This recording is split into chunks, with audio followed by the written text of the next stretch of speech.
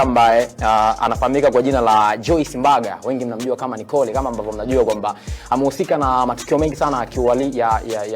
ya kiutapeli. Kuna watu wengi sana ambao walikuwa wanacheza mchezo wake ambao unaenda kwa jina la kijumbe. Sasa issue ambayo imetokea ni kwamba kumetokea na vitu vingi sana ambavyo vimepelekea kwenda kushtakiwa kwa mwanadada ambaye inasemekana alikuwa yuko njiani kutoroka kuelekea nchini Nigeria kule katika mji wa Lagos, lakini akakamatwa, lakini akapelekwa pale polisi, na this time around kumekuwa na kesi nyingi sana kuhusiana na hicho ambacho amekifanya. Time ambayo imepita Machi 10 hivi alifanikiwa kupewa dhamana ambayo ilikuwa anatakiwa, ili kutoka nje anatakiwa alipe kiasi cha shilingi milioni 46 pamoja na mwenzake ili aweze kuachiwa huru, ambapo kesi yake itakuwa inafuatiliwa. Lakini this time bado hajaweza kutoka nje kutokana na kiasi hicho cha pesa, kitu ambacho kimepelekea moja kati ya watu kutoka kwenye sanaa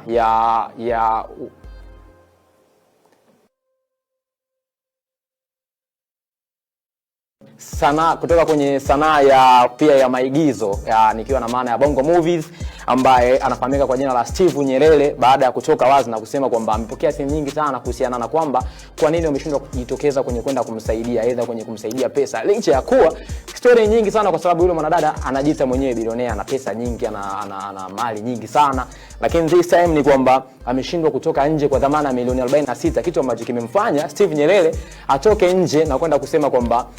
anamuombea kwa wasanii wenzio, angalia namna gani ambayo